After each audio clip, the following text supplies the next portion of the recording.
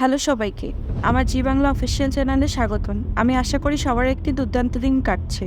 শুরু করার আগে অনুগ্রহ করে চ্যানেলটি সাবস্ক্রাইব করুন এবং এই ভিডিওটিকে লাইক দিন। আজকের পর্বে আপনারা দেখবেন কোন গোপনে মন ভেসেছে। অনিকেতের মা তিস্তাকে নিয়ে রান্নাঘরে এসেছে।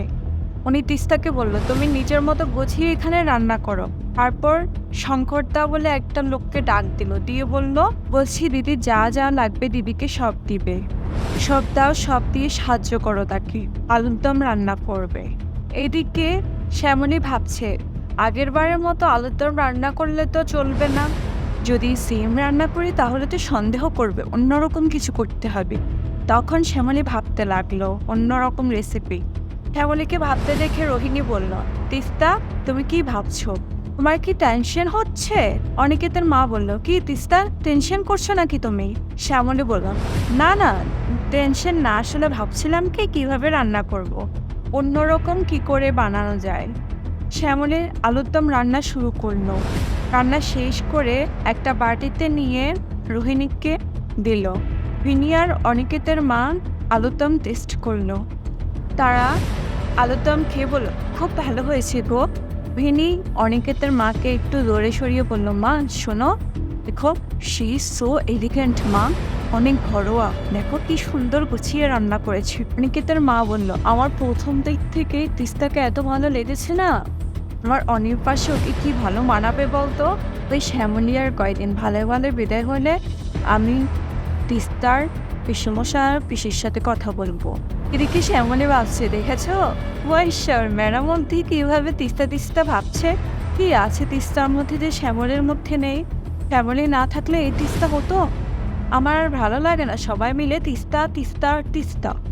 শ্যামলীর কাছে তিস্তা কেউ না, কিচ্ছু না, শ্যামলী বলল।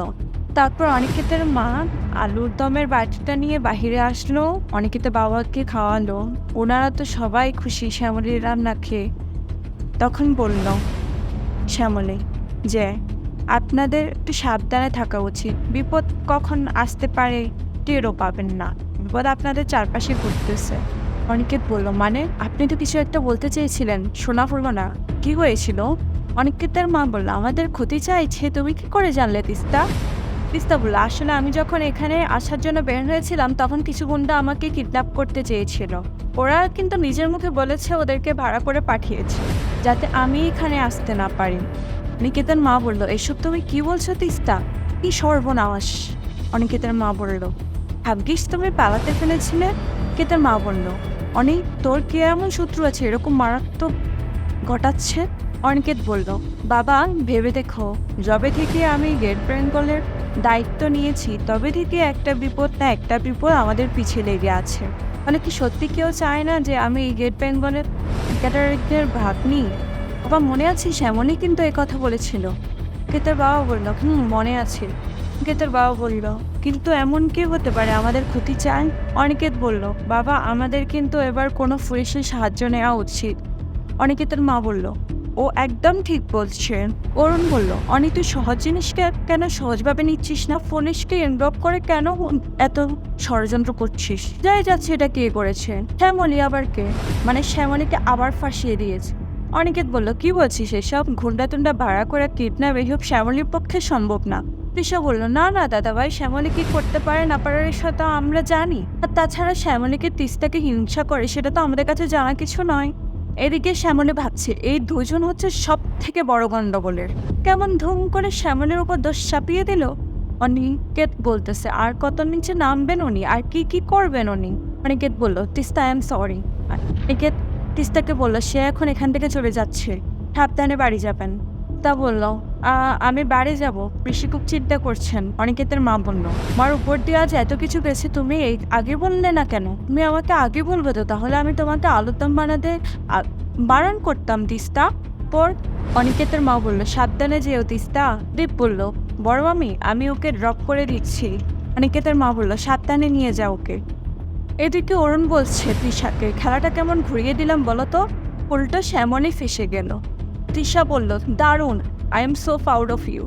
অরুণ বলল, তৃষা একটা কথা আমার মাথায় কিচ্ছুতেই ঢুকছে না, তিস্তা ওখান থেকে পালিয়ে এলো কি করে?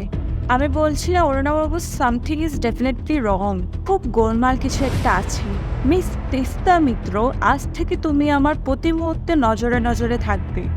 দেখিনি অরুণাবাবু, খুব শিগগিরই এই মেয়েটার সব রহস্য ফাঁস হয়ে যাবে।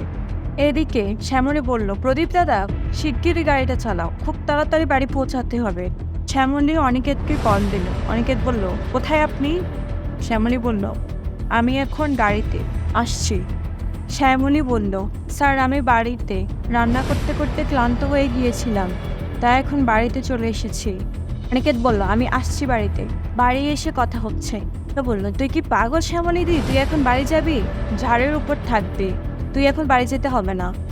শ্যামলী বলল, না না প্রিয়া দিদি, দেখলে না স্যারের প্রাণের প্রিয় তিস্তাকে গুন্ডারা কিডন্যাপ করেছে, তাও শ্যামলীর মাথায় এখন ওনার আগুন জ্বলছে, এটা খারাপ হয়ে গেছে ওনার।